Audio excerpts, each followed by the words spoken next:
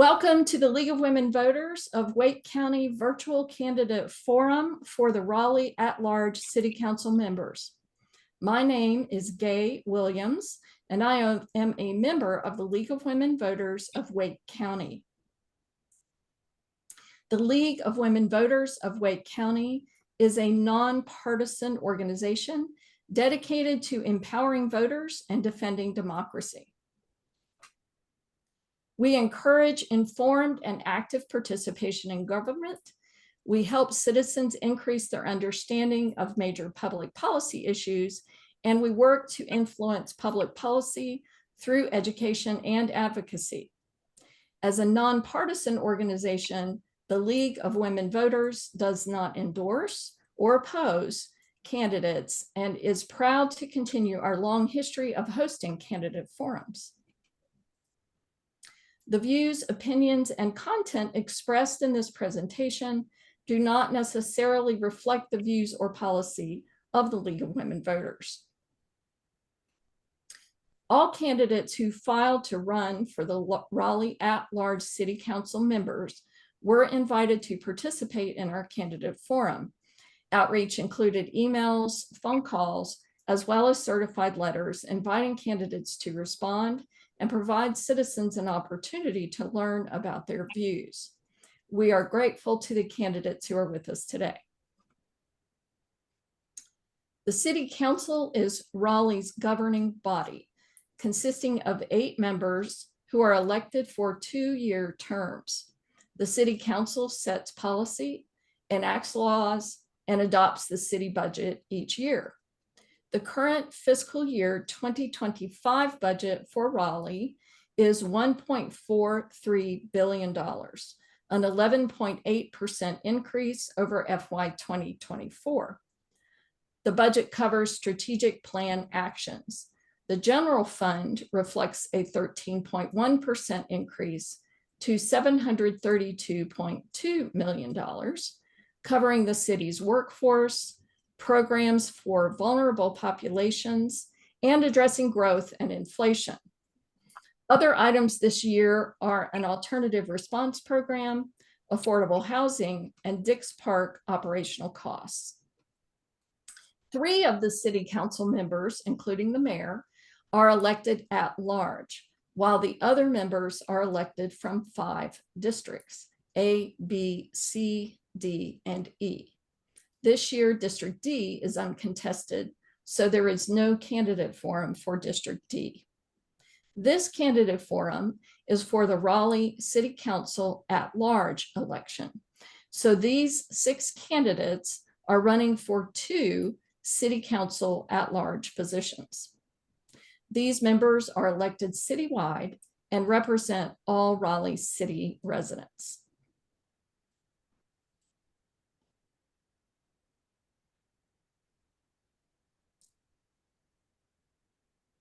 Today, we welcome candidates for Raleigh at-large council members, James Bledsoe, Joshua Bradley, Stormy Denise Fort, Jonathan Lambert Melton, and Reeves Peeler. Welcome, James, Joshua, Stormy, Jonathan, and Reeves. Thank you for joining us today. Hello. We will ask every candidate for Raleigh City Council the same questions. Your candidate group will answer 4 questions. The questions will cover a range of issues relevant to the scope of the council. The candidates are listed in alphabetical order by last name. The speaking order is the opening statement will be by the first person, the first speaker. Question 1 will be answered first by the second candidate, and so on. The closing statement will be addressed by the 5th candidate. Before we begin, I'd like to verify that the candidates have not received the questions in advance. Could each candidate verbally confirm? I confirm. I confirm. I confirm. I confirm. I confirm. Thank you so much. You now have 1 minute for an opening statement. James Bledsoe, please go ahead. Thank you very much, and good afternoon, League of Women Voters. My name is James Bledsoe, and I'm honored to be here today. As a proud resident of Raleigh and a 19-year combat veteran, I've dedicated my life to serving our community, state, and our country. My journey has taken me from the battlefields of Afghanistan to the heart of our beautiful city, where I've worked tirelessly as a correctional officer, an IT manager, and even supported WIC. I'm running for Raleigh City Council at large because I believe in a future where our city thrives on transparency, affordability, and support for all of its residents. We face challenges like rising living costs, housing shortages, and the need for better support for our first responders and veterans. With your support, I aim to bring a unique perspective and a strong, compassionate voice to our city and government. And together, we can build a Raleigh that works for everyone. Thank you very much for your time, and I look forward to earning your trust and your vote. Thank you, James. Joshua, please go ahead. Greetings, everyone. My name is Joshua Bradley. I would like to thank the League of Women Voters for hosting this, and I just say along for the day when they moderated the presidential debates. Anyway, my name is Joshua Bradley. I've lived in Raleigh since 1992. I am running in order to give voice to the workers, to the poor, the people that are living in the streets. I am want to primarily focus on housing, but housing that is affordable to the people that need it most. I think we as a city, in order to be a great city, need to make sure that we build on a strong base, and the strong base are the workers that do all the work. The reason that I'm running is to make sure that the people who have the most need are able to meet those needs in order to thrive in the city. And I believe that if we can thank you. Thank you, Joshua. Stormy, please go ahead. Yes. Good afternoon. My name is Stormy Ford. I am currently on the Raleigh City Council. I serve as one of the at-large members, one of the two. I am a proud native of Raleigh, grew up here, attended Broughton High School, got degrees from UNC Chapel Hill and a law degree from NC Central. I am running again to continue working on 3 or 4 top issues, one being access to affordable housing, 2, working on making our transit system more efficient, 3, working on improvements to our infrastructure. 4, I'd like to do more work with our small business community. Raleigh is growing and thriving. We're frequently on the top 5 or 10 best places to live, raise a family, and work. And so definitely want to continue moving our city in the current direction, which I think is the right direction. Thank you. Thank you, Stormy. Jonathan Lambert Melton, please go ahead. Good afternoon, everyone. My name is Jonathan Lambert Melton. I am the other incumbent at-large city council member. It's an honor to be here with you today. I ran for the city council for the first time in 2019 because I wanted to make the city more sustainable. I wanted to diversify our supply of housing, increase our supply of housing, increase our affordable housing, focus on making us a less car-dependent city, more transit options, more options for bicyclists and walkers. And we've made great strides in those areas, but there is still a lot of work to do. Several of the initiatives we have started, funds are still coming in from our affordable housing bond. We have just broken ground on bus rapid transit. We are working to improve conditions for our first responders and implement an alternative response model. And I would really like to see those initiatives through to fruition, which is why I'm running again. In my day job, I am a certified mediator and lawyer, and I hope to bring that consensus building to the next city council as well.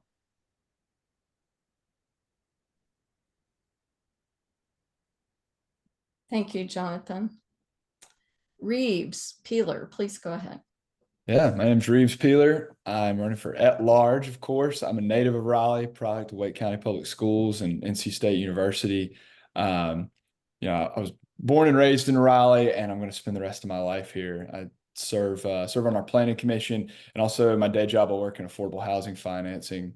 Also, for the past few years, worked in community organizing all over the state, trying to get pro-working class candidates elected and develop working class people to run for office.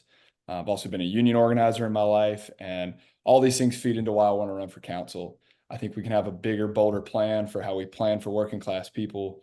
include them into our city and into our workforce. I think we can pay our city employees a better living wage and have them live closer to town. I think we can plan in a way that stops the unsustainable sprawl outwards that Raleigh has seen. And I think we can, the biggest one, get our big corporate real estate developers here to contribute to our infrastructure in better ways, have a more equitable city. Thank you, Reeves. We'll now move into the question part of the forum. You will have 1 minute to answer each question.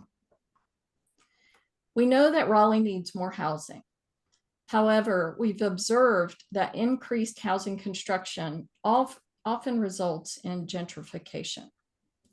How would you propose the city of Raleigh balance the construction of additional housing units with the displacement of current residents?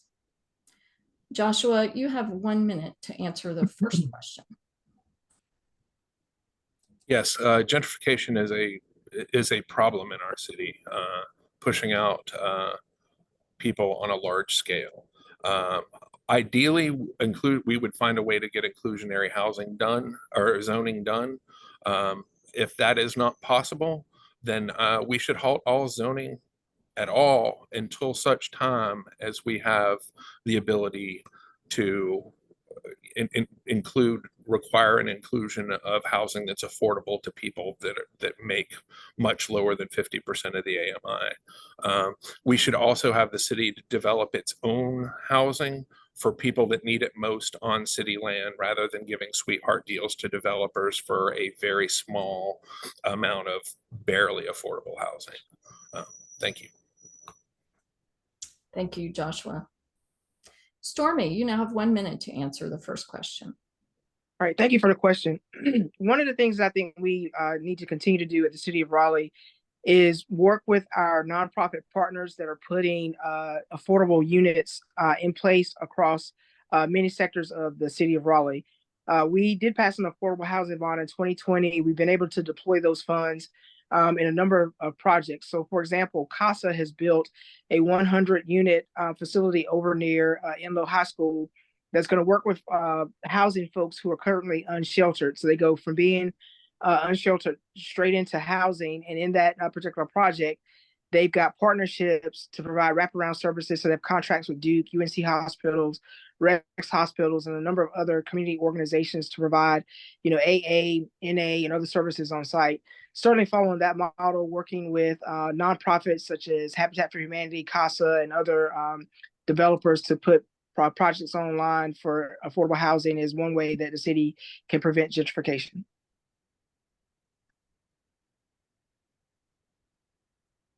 Thank you, Stormy.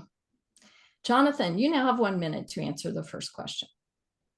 Yeah, I mean, I think data is showing that our lack of housing supply is forcing a lot of folks into very vulnerable neighborhoods and communities. They're going where they can purchase land and build new housing, and that is at the expense of pushing long-term and vulnerable residents out. So I think the best thing we can do is increase our supply of housing and the diversity of our housing types citywide.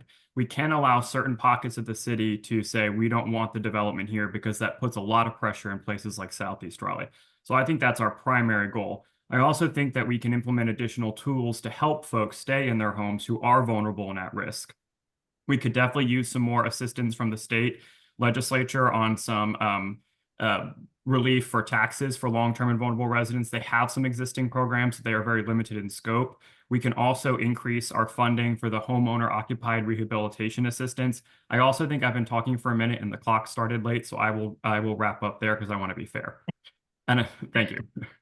Thank you, Jonathan. Reeves, you now have 1 minute to answer the first question. Yeah, so I think we have to use every tool available to make an equitable housing system. The thing most available to us as Raleigh City Council is zoning. So we can zone to preserve existing affordable housing. I think we have to do that, and we need to set up overlays and things in our UDO that preserve existing affordable units, and also find ways to give rebates back to senior, low income, all kinds of people that need property tax rebates to stay in their homes, even though they own them. So that's a huge issue. I think also amending our missing middle ordinance to encourage smaller, more dense housing rather than the kind of McMansion flipping trend that we've seen is something we also need to do like day one. The biggest thing is Raleigh is one of the biggest cities in the country to not have a mandatory inclusionary zoning ordinance. Now, the legality of that might be a gray area, but we have to start talking about it, and we need to do a study as a city to transparently set up guidelines to what developers can help with instead of the kind of backroom way we do it now. And starting that dialogue publicly, I think, would be a major goal of mine.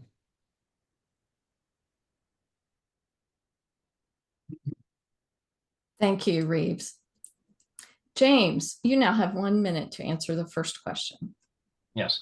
So balancing new housing construction in Raleigh to avoid gentrification requires a pretty thoughtful approach.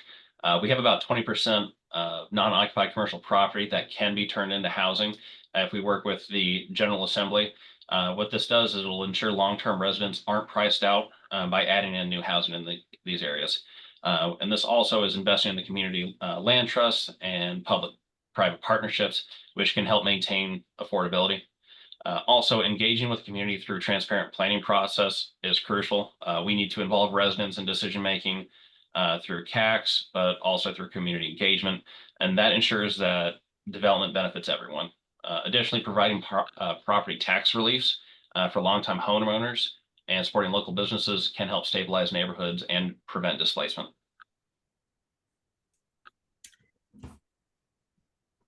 Thank you, James. We'll now move on to the second question. We have seen an increase in crime, particularly homicides, over the past year. However, some neighborhoods are more affected than others. Raleigh police are challenged in dealing with this increase. What should the city be doing to help those communities that are experiencing higher crime rates? Stormy, you have 1 minute to answer this question. Well, the main thing that we need to do is make sure we get more officers deployed on the streets. One of the challenges that we have is that the number of officers for the police department, they've got about 100 vacancies right now.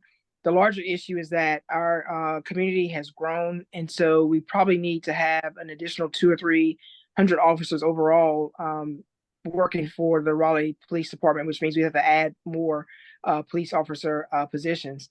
One of the things that we have to deal with is by doing that is making sure we don't have very low response times and making sure we've got enough officers to cover the city of Raleigh during patrols day and night. You know, one way we can consider doing that is adding an additional 1 penny of tax revenue to the police budget. So that would allow them to have the resources to recruit. The other issue is how do we do more community policing and attract folks to those positions? So that's something else we could work on. Thank you, Stormy. Jonathan, you have 1 minute to answer the second question. Yeah, I agree with Stormy, so I won't repeat a lot of what she said. We do not have enough officers. We need to hire to fill the existing vacancies, and we need to create new positions because our police force has not increased with the population increase. And so I think that's the first point. I'll expand upon the second point about community policing, because I do think it's important that our officers are able to live in the communities they serve. And to do that, we have to get the cost of housing down, and we have to get their wages up. This city council did approve a 10% increase for public safety in this budget. I think that's a good start. The other thing I think we need to do is diversifying our response. I do believe alternative response programs are important. Not always do officers need to be dispatched to certain calls. And if we can make sure that our police officers are available to focus on crime and actual public safety, and if we can have some alternative response models that can be called when someone needs care and assistance, maybe they need access to housing or mental health treatment, I think that'll also help free up some of our officers to do the additional work. And I think we can do both, and we should do both.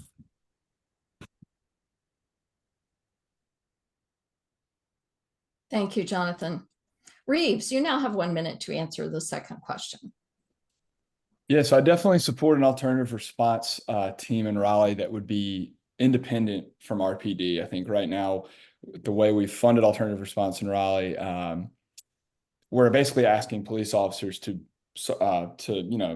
be traditional police officers, be cops, detectives, and try to fight violent crime while also acting as social workers. And I think something more similar to the HEART program in Durham that separates those two would be a much better approach and allow actual social workers to serve someone who's having a mental health crisis and have an actual police officer go to be dispatched to a violent crime. I also do think RPD officers deserve to be able to live in the city they serve. I think that's across the whole city. We need that for all first responders and all staffers.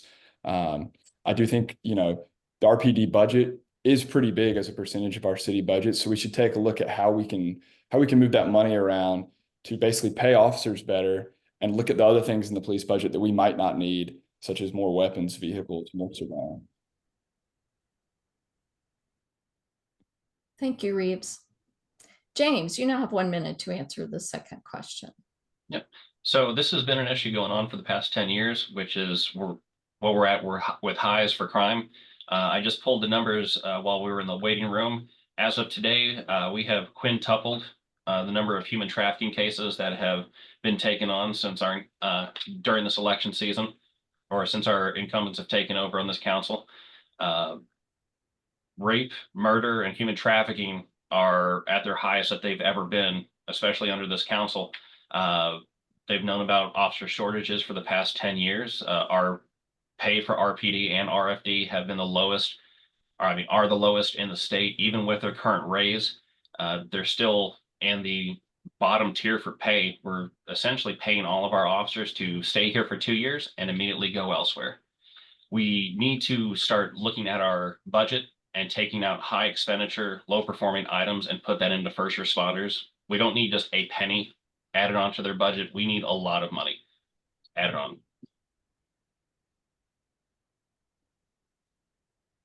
Thank you, James. Joshua, you have 1 minute to answer the second question. Thank you. The RPD gets a lot of the budget. I think if we go through that budget and we want to pay officers more, we can find it. I agree with Reeves that we need to create a separate alternative crisis response team, which will take the pressure off of police.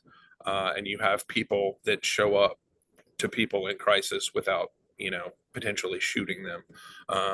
The best way the only statistical way to lower crime is to provide housing and services to people that need it. It's the only thing that's been that shows that. So we do need to take care of all our city workers, and all our city workers need to have a place to live in the city, whether that be police or whether that be sanitation or everything else. But I think it's important that we prioritize within the police budget, pay for the officers that we have, and if we need to expand them to do violent crimes and alternative response. Thank you. Thank you, Joshua. Well, now we move on to our third question. Raleigh is a city of neighborhoods, and we are seeing an increase in neighborhood concerns over growth versus overall city economic development. How do you balance the needs of those impacted while providing economic benefit for all residents? And Jonathan, we'll start with you for this third question. You have 1 minute. Thanks. Yeah, I think this is a tough challenge that a lot of growing cities are experiencing. I personally feel like it's a good thing that so many people want to live here and invest here. And we have to find a way to balance that growth and to make space for folks. I think the most equitable type of growth is gentle infill. The alternative growth model is sprawl. If we sprawl out, we will be taking down a lot of trees, affecting our tree canopy. We will be pushing people further away from what they need. We'll have to run services out there like police and fire. That tends to increase the tax rate because our more dense areas actually subsidize most of the tax base. And so I do think we have to be good neighbors. We have to understand that people are moving here. We have to make room. And the most equitable way to do that is to find space for people close to existing amenities, retail, and services so that we can build a more sustainable city, have more efficient and rapid transit, and just overall a greener way to grow and develop. Thank you, Jonathan. Reeves, you have 1 minute to answer the third question. Yeah, I think Raleigh, has a history of kind of disconnecting communities in the name of economic development. I'm scared that's a step we're taking downtown right now by expanding the convention center and closing off streets. There's we approved a street closure very recently, and we have 2 more coming up in the next few years downtown. And I think also we need to think about how we expand out of the Lenovo Center in West Raleigh as well. I think a lot of the things that we take on as a city focus on the so-called positives of economic development for these big corporations and big out-of-state corporations at that. We need to find a way to encourage local small businesses to thrive here, and that's through new commercial spaces. That's also through making sure that the existing small businesses we have can stay here and not in the name of progress for, say, a doubled convention center or big new arenas or new concert venues in other parts of town. And I think it also goes into what Jonathan's saying about other modes of transit.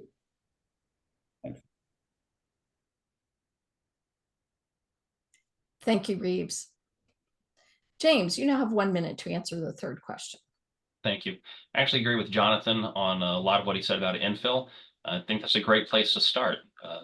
Balancing economics and housing growth in Raleigh is going to be very difficult in the next 10, 20, 30 years. But as we focus on housing, we can't lose sight of businesses downtown and also outside of downtown. If you've gone down Fayetteville Street, it's pretty empty. At least half of the businesses there are closed. Small businesses are really finding it difficult to open up shops downtown and throughout our city. We need to deregulate some of those costs and some of that paperwork and streamline their ability to open up a business wherever they need to, because it's small businesses that will provide jobs for every resident, all the way up to our big businesses that are providing a lot of economic stimulus to our city. So we need to have a very balanced approach to this. Thank you, James.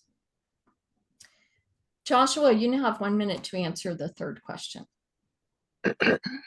Yes, thank you. I do agree with Jonathan on the infill stuff, but as I said before, we need to focus on the people that need it most before we worry about people coming in.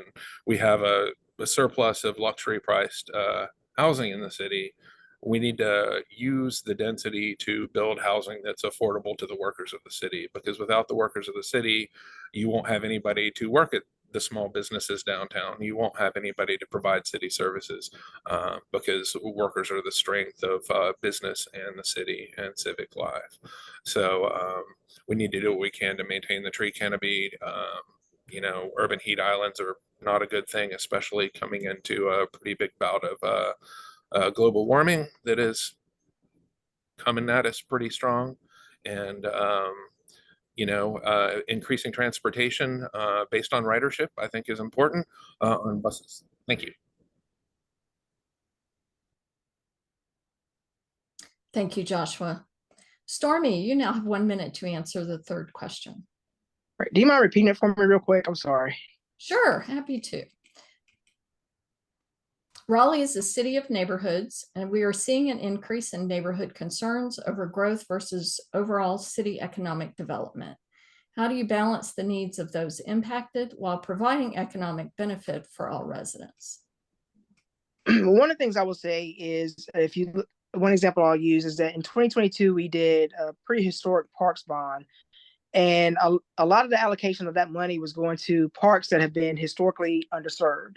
So how do we deploy city resources is very important, especially when you're looking at communities that have been marginalized historically.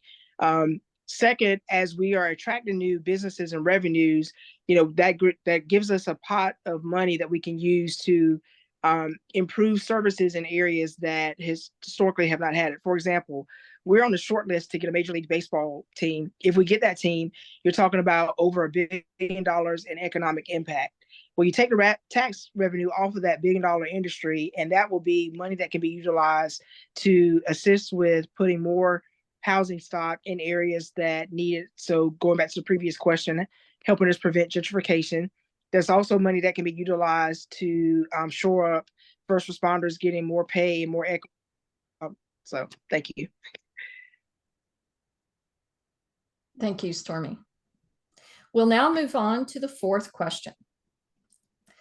The City of Raleigh has increased, the City of Raleigh budget has increased 11.8% over the last year. At the same time, many residents feel we need to hold the line on tax increases.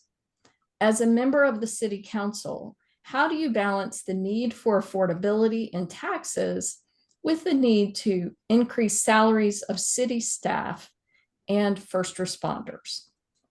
And Reeves, we'll start with you this time. You have 1 minute to answer this fourth question. Yeah, it's a great question, and there's a lot of tough choices that I think have to be made in next year's budget. One of the things I would take a really hard look at if I was elected is the grants we give to local nonprofits. We do a lot of economic development grants out of the city's budget, and I think often those do not serve the greater population of Raleigh. They don't serve working class and low income people. So I think redirecting some of that money back into city salaries would be a great way to do that. I think also Raleigh needs to take a hard look at how we rebate some people's property tax, especially low-income homeowners, which I mentioned earlier. We can't progressively tax as a city because of the General Assembly, but we can give certain credits and rebates back to people who are struggling to stay in their homes in the city. So I think looking at how we make a more worker-friendly, working class-friendly budget in terms of redirecting what we already have in there. And again, if we have big corporate real estate developers helping contribute to our infrastructure, we don't have to raise our taxes to increase those as we grow. Thank you, Reeves. James, you now have 1 minute to answer the fourth question. Thank you. As I said before, there are a lot of high expenditure, low performing departments that are in the city that were expanded during the last 2 years. I'd like to curtail those, especially with new raises for upper management. I'd like to reduce those and disperse those down to the lower level of the Raleigh employees, specifically our firefighters and police officers. There was a few pay increases that were given out, and a lot of citizens ask, why exactly are these people getting pay raises when our first responders are still begging for scraps? I would like to overhaul our entire first responder pay system to a modern Department of Defense system where you're paid by your time and rank, but also your time and grades. That way we can get rid of leapfrogging, glass ceilings, and pay compression. And I'd like to make that same change over to city employees to increase their pay. Because as we have new residents coming in, we certainly do not need to be taking out more bonds or increasing taxes.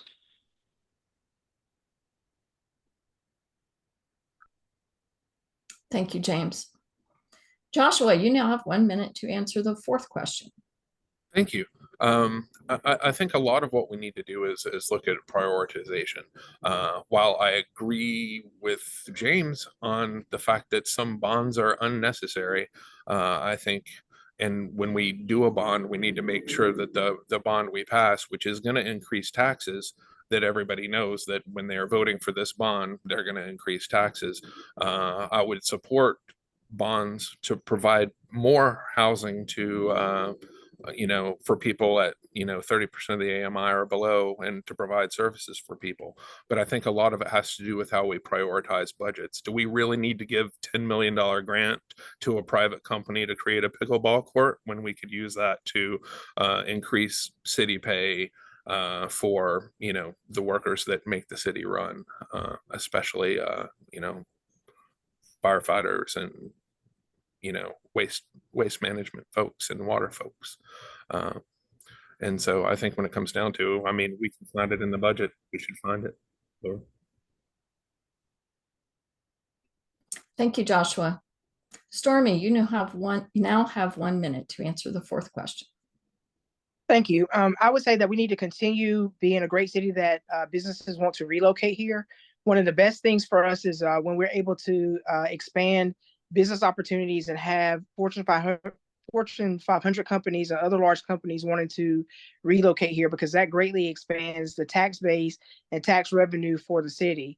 Those funds can be deployed in different areas throughout different communities to handle a lot of the issues where communities have been underserved, but it also gives us an opportunity to, pay more for our city workers and provide more extended services throughout the community. So certainly maintaining a city where more businesses want to come. We're frequently approached by different businesses wanting to come into the area and do economic expansion. And once we've got more tax revenue, that's not necessarily coming directly from residents, but coming from corporations, that gives us an opportunity to disperse that money across the city and fill in gaps where communities have been historically underserved.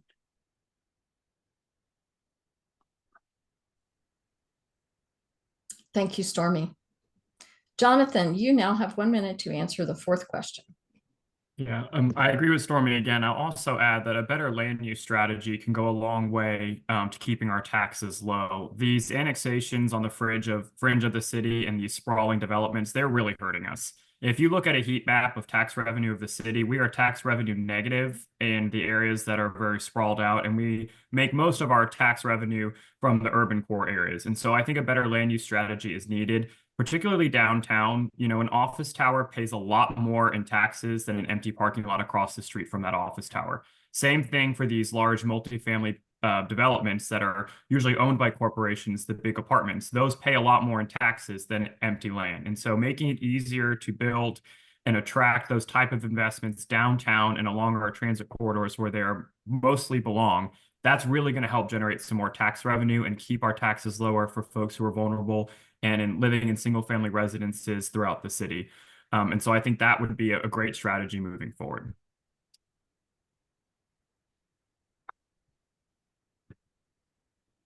Thank you, Jonathan. We'll now move to the closing statements. Thank you so much to the candidates for coming today to participate in our virtual candidate forum. We recognize that running and serving in elected office is a considerable commitment of time, energy, and often sacrificed opportunities. The League, along with the residents of Wake County, is grateful that we have so many capable fellow citizens who are willing to step forward to serve the important duties as a member of the Raleigh at-large city councilors. You will each have 1 minute to make closing statements. And we'll start with James. James, you have 1 minute for your closing statement. Thank you. Again, my name is James Bledsoe. I'm running for Raleigh City Council at large. My website is electjamesbledsoe.com.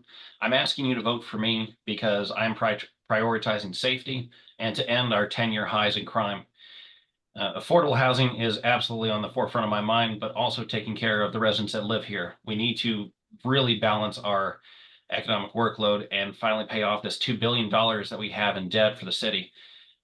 Also, veteran support is very, very high up in my mind as a 19-year Army combat veteran. We can't have another canceled Veterans Day parade days before it takes place, and we also can't cancel another Christmas parade. These are celebrations that need to continue. If you vote for me, I do plan to make sure that these celebrations continue, our crime is reduced, and that we have economic reform. Thank you. Thank you, James. Joshua, you now have 1 minute for your closing statement. Thank you all for inviting me to this forum, and thanks to everybody that's listening to our opinions on what will make the city better. I would appreciate your vote. If you're interested in seeing what I'm about, you can go to bradleyforraleighworkers.com. No numbers, all words, all together. It's important to me that if we're going to grow, that we build at the base. And without service workers, without waste management workers, without water workers, without fire people, without even police people, and teachers, we can't have a city. So we need to ensure first and foremost that we provide a place, a city where people that work in the city can afford to live and thrive. And so my emphasis is going to obviously be on housing and on workers, whether city workers or workers in the city. And thank you. Thank you, Joshua. Stormy, you now have 1 minute for your closing statement. Thank you for having us today, for having this forum. My website is stormyforraleigh.com, and that's STORMIE, the number 4, Raleigh.com. I invite folks to come and look at the website, see the initiatives that I support, and also the endorsements I've received from a variety of organizations, understanding that the League of Women Voters does not do endorsements. Certainly, we've got a number of things that we need to work on. We've got unsheltered folks in our community that we need to, provide resources and things for. Make improvements with our infrastructure, provide small business support. But I want to remind everybody that Raleigh is definitely on the right track. We're a very well managed city. Given the fact that folks are clamoring to come here. I know that there are often people who want us to put up the Raleigh is closed sign. We're full. We don't need anybody else to come into the area. But it's great that people find Raleigh to be such an attractive city. The Major League Baseball, Fortune 500 companies, and other folks want to be here. So I certainly would appreciate your vote and your support this election cycle. Thank you.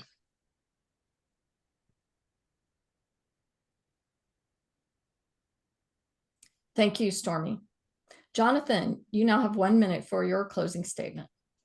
Thank you again for hosting this forum. It is obviously very challenging to answer these thoughtful questions in 1 minute. And so I would encourage you to please check out my website. It is jonathanmelton.com. I created it before I got married, so the first part of my name is not there. jonathanmelton.com. A lot of the issues are on there. I just want to add that, I'm running for my third term. I believe I have more to give to this city. In a lot of ways, I feel like this term was my first real term. The first time I was elected was mostly during COVID, which was very challenging. This time I've worked really hard to be accessible and in the community. I host office hours every month. My next one is October 5th. If you have more ideas or concerns you'd like to talk to me about, please come and meet with me. It's been a great honor to serve as an at-large council member. I was one of the first LGBTQ people elected in the city of Raleigh. I think that representation in a Southern capital city especially is very important. I would be honored to have your vote to continue this work. I try very hard to be accessible and transparent. I'm certain that we agree on more than we disagree. And anytime you need me, if you reach out, I promise to respond to your emails and social media inquiries. And now I know how it feels to be played off at an award show, and I thank you for that as well, because I've always been curious. Thank you. Thank you, Jonathan. Thank you, Jonathan. Reeves, you have 1 minute for your closing statement. Yeah, thanks so much, League of Women Voters. It's really good to put all our ideas side by side like this and have all the candidates at large together, or almost all of us.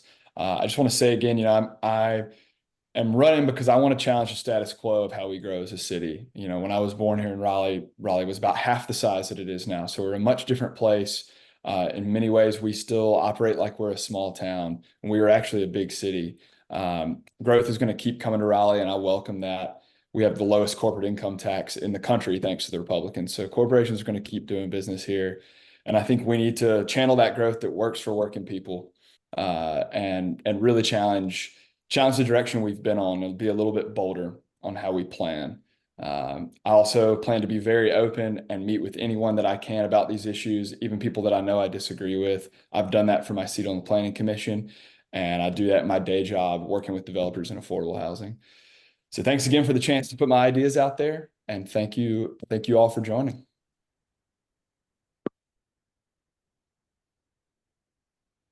Thank you, Reeves.